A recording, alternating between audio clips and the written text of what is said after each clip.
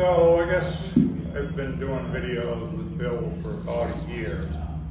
And it was pretty much on the premise that I had some insights to Martin Ayers.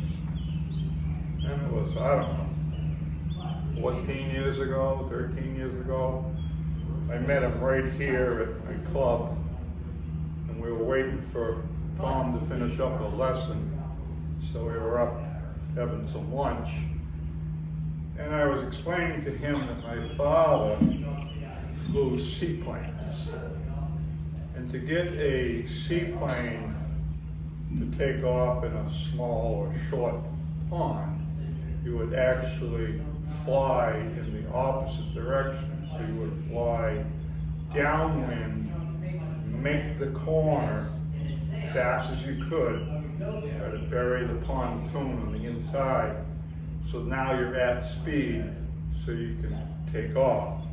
And of course, you have to rock it and break the surface tension of the floats to take off. So Martin looked at me. Oh, I hadn't seen him, but probably we were 15 minutes together. He looked at me and said, "That's it. You need to be able to carry speed in your backswing. You need to create momentum. There's a braking action, and then you need to be able to deliver the energy on the ball." But that's really what it was. And we were all turned on to what the most powerful move in golf was. And that was this twirl, this actual twirling of the club. My very first meeting out there on the grass, Martin would get me to understand that you want to kind of feel like you're hitting the back of the club. Well, yeah, I mean, I looked at him like I had deer in the headlights look. But there's something to it. And if you recall, Ian Elk had a meeting with that Lynn Beasley. She was a biomechanist, and she wired them all up. And sure and behold, she found that what those guys were doing back then were twirling to the point where the dump out was very late on the ball, and that created a certain amount of energy, more energy than what was standard on tour 14 years ago, and it was just crazy. So that was the attraction to Martin back then. It still is. The guy's got magic. Is it understood? Do people think it's foo-foo? Well, whatever. I mean, the guy's got it. So that was kind of my introduction to Martin. And I texted him, I don't know, three weeks ago or so. He's going to come back here to the States at some point, probably in the fall. I think he's going to work from the West Coast, maybe towards the central part of the States, and we'll see what happens. But yeah, there's something to the twirling of the club. So that's my 2 cents.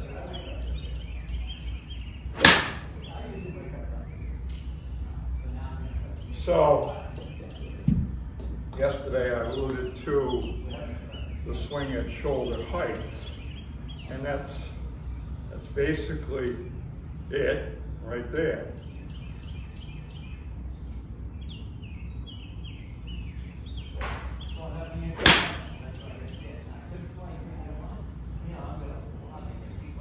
So when I want to create, say I had a driver and I wanted to create the most amount of energy I could, well, I would create that momentum that I explained about with the seaplane.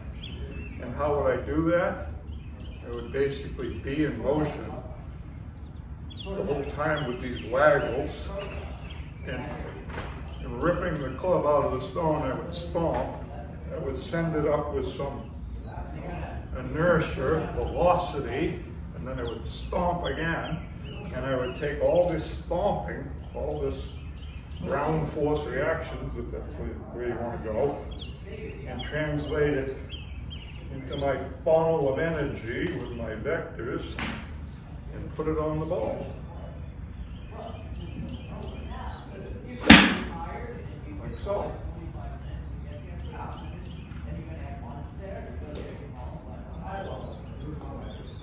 another one.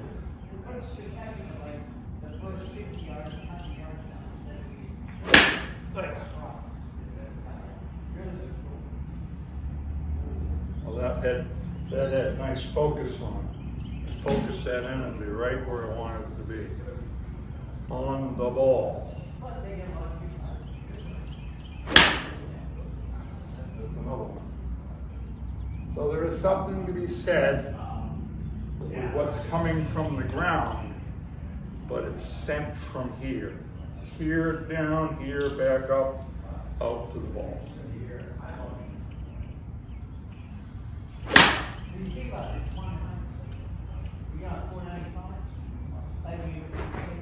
And then another quick story.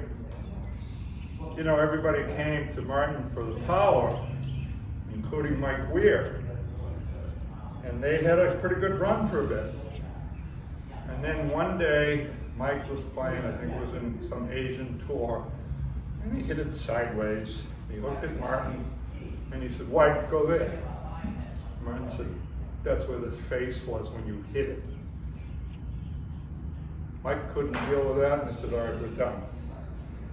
There's no magic pill. The ball will go where the face directs it to go.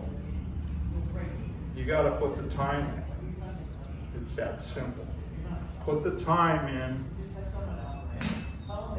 Be educated. Figure out what works for you, and just do it.